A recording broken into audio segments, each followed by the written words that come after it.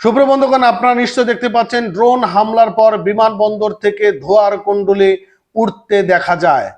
অর্থাৎ ইসলির যে বিমানবন্দর রয়েছে, ইসলির বিমানবন্দরে হুতিরা ব্যাপক পরিমাণ ড্রোন হামলা চালিয়েছে এবং সেই ড্রোন হামলায় ইসলির বিমানবন্দর ব্যাপক ক্ষয়ক্ষতির শিকার হয়েছে এবং ঘোষণা দেওয়া হয়েছে ইসলির মানচিত্র থেকে তুলে দেওয়া হবে এবং পরিস্থিতি কিন্তু উত্তপ্ত হয়ে আসছে যত সময় যাচ্ছে সময়ের সাথেই।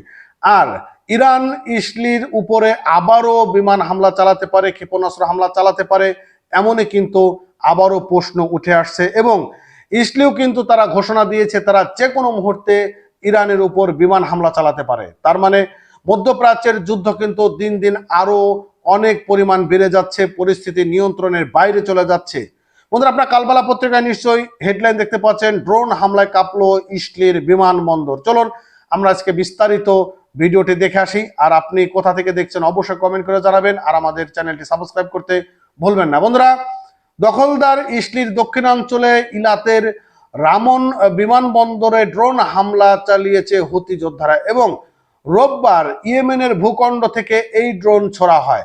আর ইসলির প্রতিরক্ষা ব্যবস্থা ভেদ করে এটি নির্মূলভাবে আঘাত হানে আর শক্তিশালী বিস্ফোরণে কেঁপে উঠল বিমানবন্দরটি এবং হামলার কিছু ভিডিও সামাজিক যোগাযোগের মাধ্যমে ছড়িয়ে পড়ে, যেখানে দেখা যায় টার্মিনাল থেকে ধোঁয়ার কুণ্ডলী উঠছে এবং যাত্রীরা আতঙ্কে ছুটে যাচ্ছেন। আর ইসলির সেনাবাহিনী জানিয়েছেন ইয়েমেন থেকে ছোড়া 3টি ড্রোন তাদের প্রতিরক্ষা ব্যবস্থায় ভূপাতিত করেছে এবং তবে এর কিছুক্ষণ পর রামনো বিমানবন্দরে একটি ড্রোন আছড়ে পড়ে এবং বিস্ফোরণ ঘটায়। আর সাধারণ ইসলির আকাশসীমা ড্রোন বা মিসাইল প্রবেশ করলে সতর্কমূলক সাইরেন বেজে ওঠে, কিন্তু আজকের হামলার সময় সাইরেন না বাজার পরিস্থিতি আরো আতঙ্কের হয়ে উঠে দেখা যায়।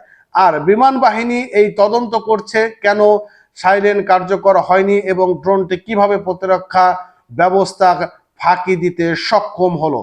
বিষয়টা হচ্ছে যত সময় যাচ্ছে ততই এই সকল প্রযুক্তি আরো উন্নতি হচ্ছে। অর্থাৎ তারা ড্রোন হামলা চালিয়েছে কিন্তু সাইলেন্ট বাজিয়ে ওঠেনি, তার মানে এখানে নিশ্চয় তারা কোনো ডিভাইস ব্যবহার করেছে যার জন্য এই সাইলেন্টটি কিন্তু বেজে ওঠেনি এবং তাদের যে প্রতিরক্ষা ব্যবস্থা সেই প্রতিরক্ষা ব্যবস্থাকে ফাঁকি দিয়েই ড্রোনটি বিমানবন্দরে আঘাত হানে এবং ড্রোন আঘাতের পর বিমানবন্দর এবং আশপাশের আকাশসীমা অতিলম্বে বন্ধ করা হয় এবং অ্যাম্বুলেন্স সেবা প্রদানকারী সংস্থা মেগান ডেভিড অ্যাডম জানায় যে ড্রোন বিস্ফোরণে 2 জন আহত হয়েছে, একজনের গায়ে ধ্বংসাবশেষ লেগেছে, অপরজন আতঙ্কে অসুস্থ হয়ে পড়েছেন। পরে আবার কয়েকজন ক্ষতিগ্রস্ত হয়েছেন এবং তাদের চিকিৎসা চলছে এবং হামলার সময় ড্রোনটি যাত্রী টার্মিনালে আঘাত হানে, যার ফলে সাধারণ যাত্রীদের মধ্যে আতঙ্ক সৃষ্টি হয়, অনেকে বেরিয়ে যায় এবং আশ্রয় খুঁজতে থাকে।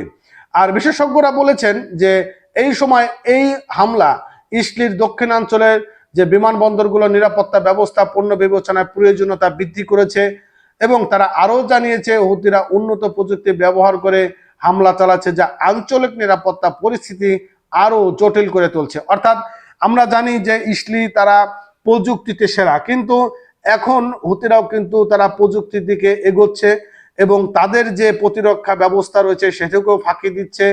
ফাঁকি দিয়ে কিন্তু এখন অবস্থা দেখতে পাচ্ছেন আপনারা। তো যাই হোক, আগামী দিনে পরিস্থিতি কোন দিকে ধাবিত হয় সেটা কিন্তু এখন বড় দেখার ব্যাপার রয়েছে। বন্ধুরা, যাই হোক, আপনারা অবশ্যই আমাদের ভিডিওগুলো পেতে চ্যানেলটি সাবস্ক্রাইব করবেন এবং বেল আইকনটি বাজিয়ে লাইক কমেন্ট শেয়ার করে রাখবেন, যাতে আমাদের ভিডিও ছড়ার সঙ্গে সঙ্গে আপনাদের ভিডিওটি টাইমলাইনে চলে যায়। ভালো থাকেন। নতুন হলে অবশ্যই আমাদের চ্যানেলটি সাবস্ক্রাইব করবেন। Thank you.